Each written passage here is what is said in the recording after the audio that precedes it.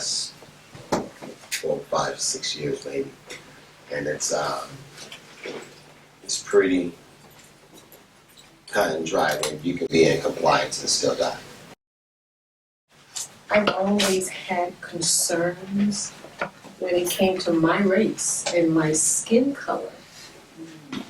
I'm from the East Coast and I go home to visit. I lived in Baltimore for 22 years. So when that incident took place several weeks ago, it really hit home to me. And it made me think about when I went home to visit. I have a girlfriend who has young teenage boys, young men, good guys, in college, doing all the right things. And, it was a joy to watch them grow up. But I watched them get into their mom's car to leave. So mom says to them, wait a minute, you can't go anywhere yet. You know the drill. And I'm looking because I want to know the drill. She says, make sure that you have your ID and your registration over top of the visor. Do not put anything in the glove compartment because you know how it is here in Baltimore. They shoot you first, then ask questions later. So hearing that and seeing these young boys who are striving to be the best they can and very productive in society, that really bothers me because they have all the right as any young men of all colors to have the freedom to ride around, to be respected. And it just hurts my heart to see that our young black men were trying so hard to do the right thing, and no matter what they do, it's never right. It's never right. So that's why I'm here tonight. I'm here tonight for hopefully solutions.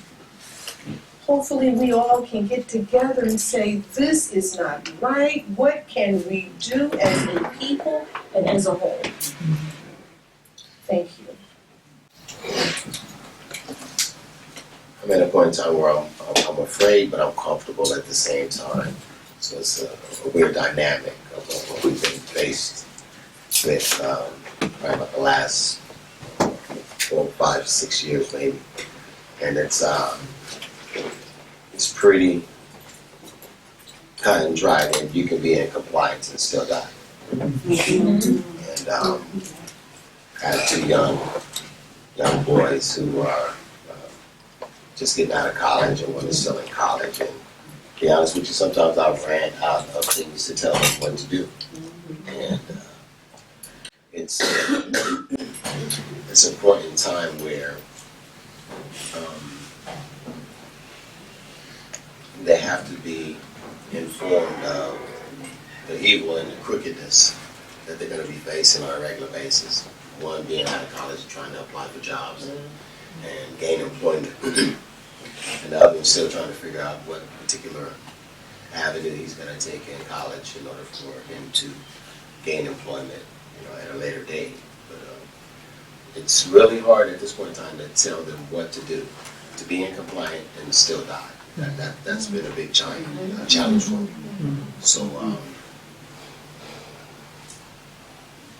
the incident that just happened this past week, the first thing I thought was shooting in church was different, but they bombed the church too. Wow. So is that a downgrade? Is that what's going on? So that I've been torn with that one for a few days. I mean, bombing was something, and now they're going in and being a part of the church, and then the mindset is somebody is teaching them what to do, and that's a big concern. So that's where I am with that. think out of all the things that we have in common as human beings, we love women, the black men, white men love women like you're talking.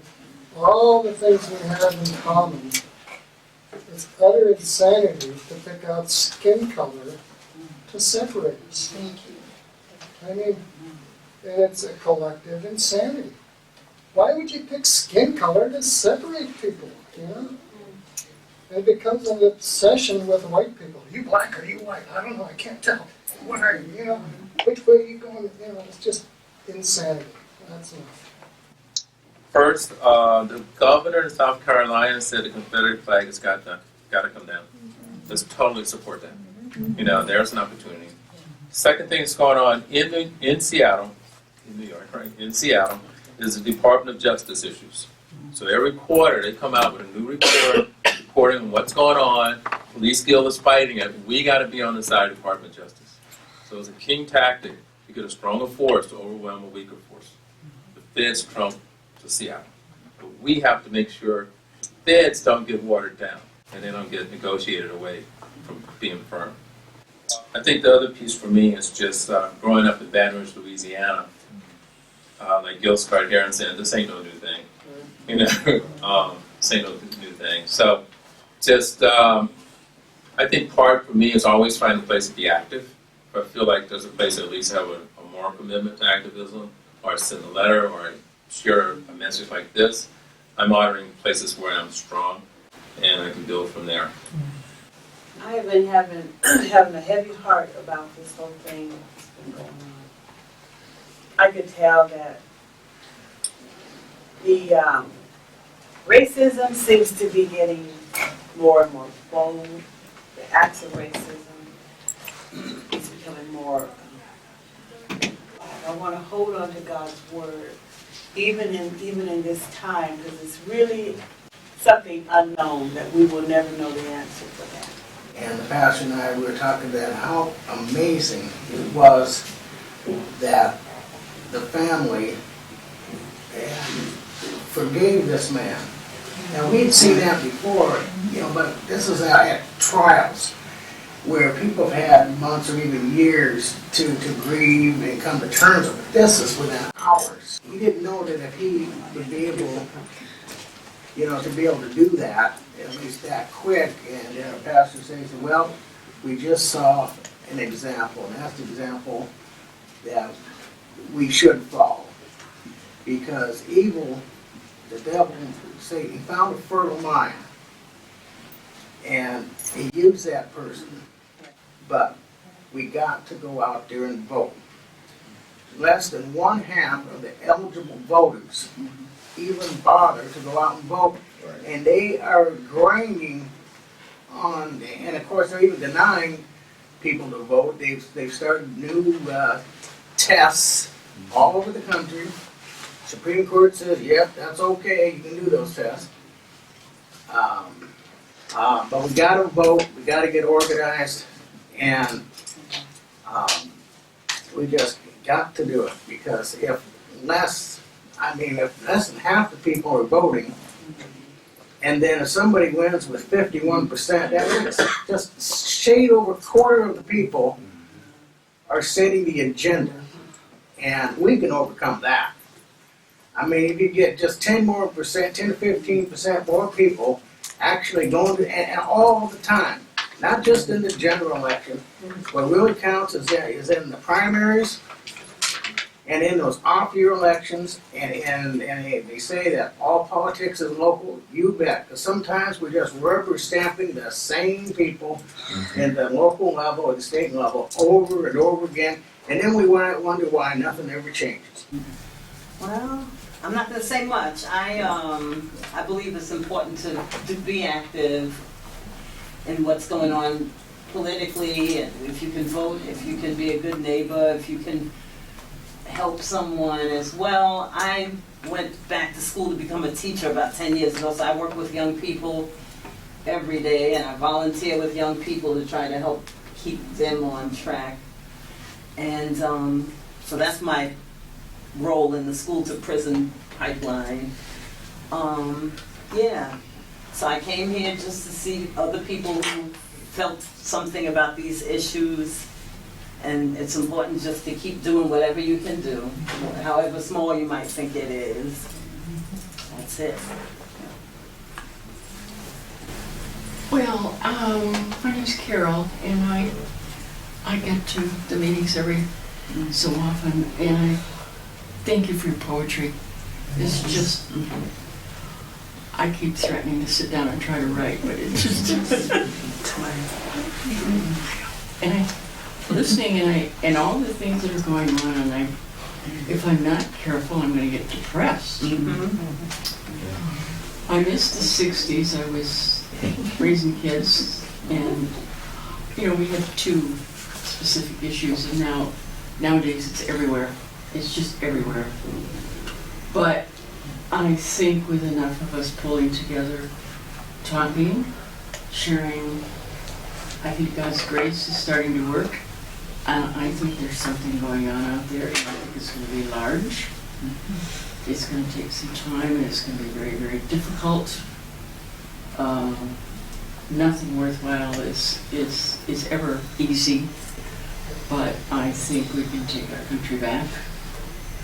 It's going to be a lot of hard work. But I believe in grace, whatever you want to call it. There's something moving out there. And if we just keep trucking on, hanging together, we can do it. Yeah, what happened in South Carolina, it's like in the midst of a flood of hatred, it seems like to me, these individuals are martyrs.